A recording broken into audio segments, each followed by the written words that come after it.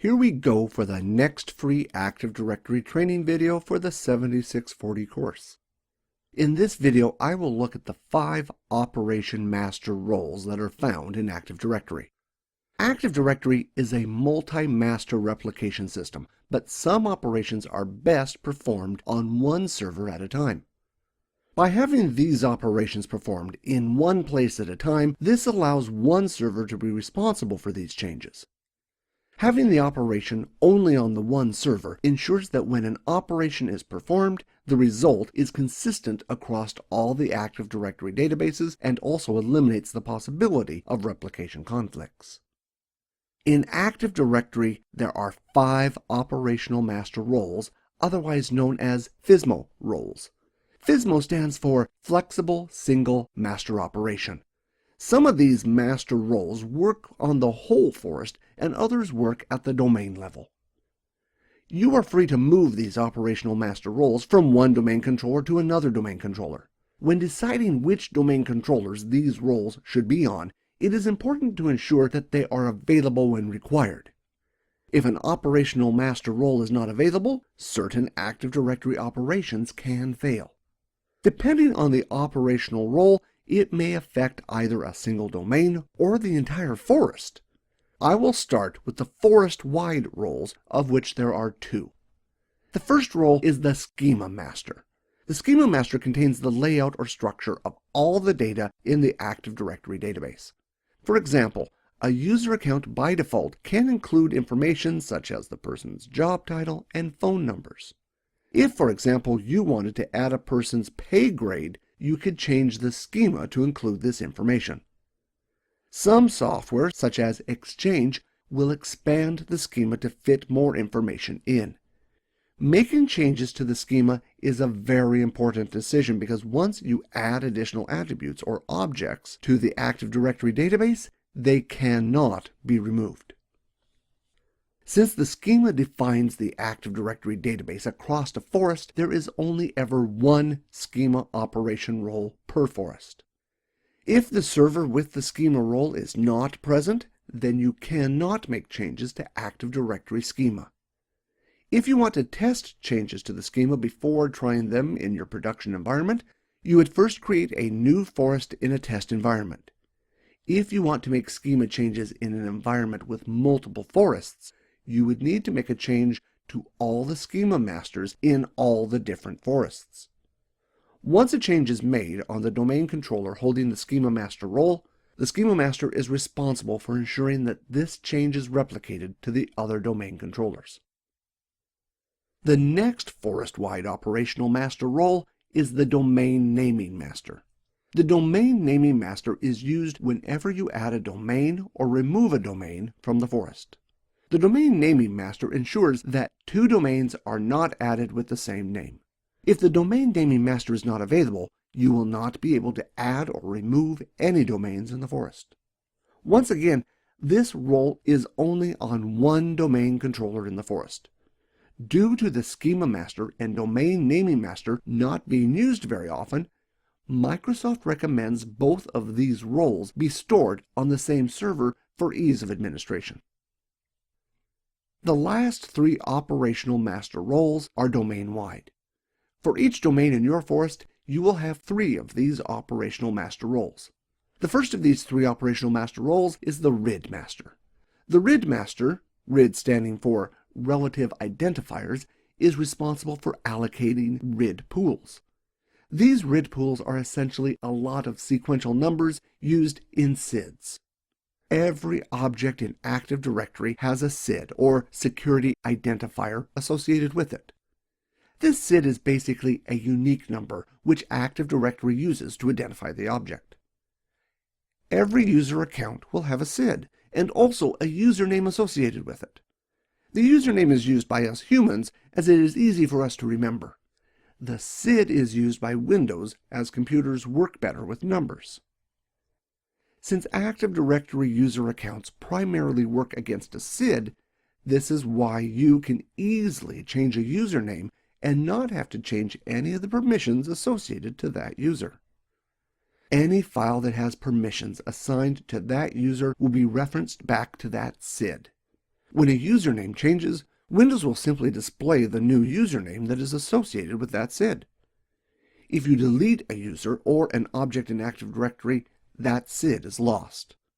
Even if you straight away create a new user account with the same name, the SID will be different, and thus the new user account will not have any of the access that the old user account had. The RID master gives out relative IDs which are part of the SID. To demonstrate how the RID forms part of a SID, I will open a command prompt on my domain controller. From the command prompt, I will run a query that will show all the user SIDs in my domain. Since this is a new domain, there aren't too many users created as yet. Notice that all the SIDs listed here have a number appended on the end, starting with 500. This is the relative ID. The relative ID is a sequence of numbers that is allocated by the RID master. Having said this, the RID master gives out relative IDs in blocks. For this reason, you don't need a super fast connection back to the RID master. Also, a domain controller will request more relative IDs from the RID master before it runs out. If the RID master is down for a little while, it should not have an impact on your organization. Having said this, you would want to make sure the outages are small, as if the RID master is down and your servers run out of relative IDs, no new objects in Active Directory can be created. Keep RID master availability in mind if you have a need to create a lot of Active Directory objects at once. For example, if you need to create a large amount of user accounts at once. You don't want your domain controller to run out of relative IDs halfway through the process of creating a large amount of users and the RID master is not contactable. The next domain-wide role is the PDC emulator. The PDC emulator, or Primary Domain Control Emulator, was originally put in place to provide a bridge between Windows 2000 domain controllers and Windows NT domain controllers. In a Windows NT domain, changes could only be made on the primary domain controller.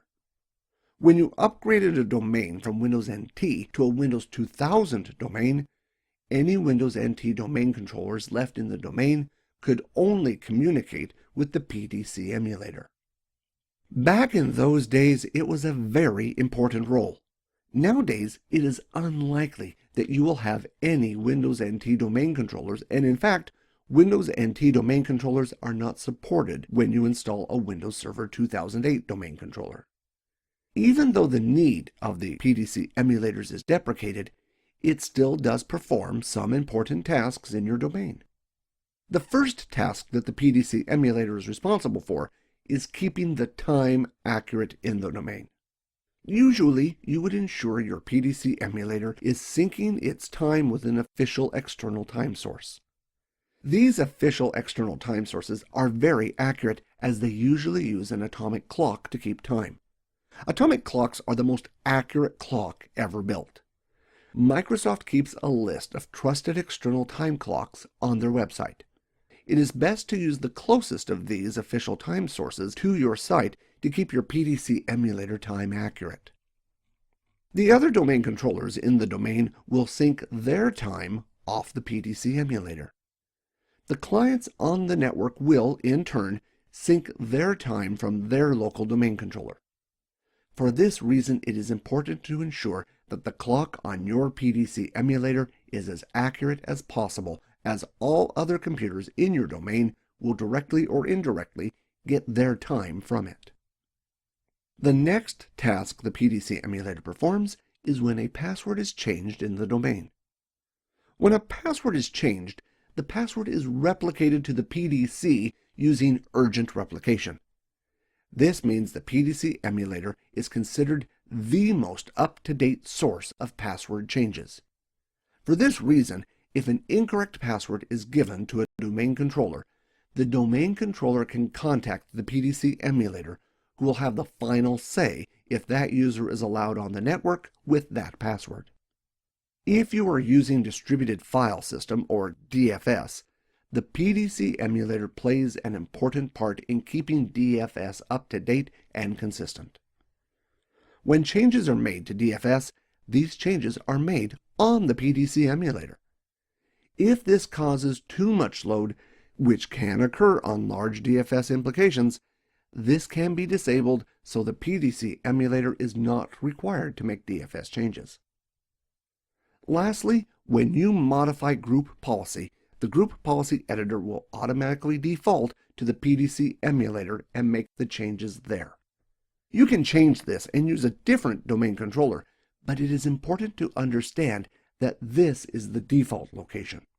The idea being the changes are made on the PDC emulator and replicated out to the other domain controllers. Keep this in mind if you have just changed group policy and the change does not seem to have taken effect. To speed up the process, you may need to perform a manual replication or change the group policy editor to a different domain controller to make changes. The last of the 5 roles is the infrastructure master role. This role is important for keeping changes in object references consistent across domains. It does things such as track object moves, renames, and deletes across domains. It also updates multi-domain references in Active Directory when changes occur. If you are using a single forest with a single domain, the following does not apply. If you are using multiple domains, you need to consider the following when placing your infrastructure master.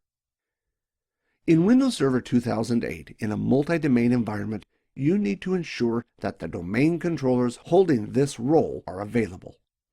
If you are using Windows Server 2000 and Windows Server 2003 domain controllers, there is another factor that you need to take into account.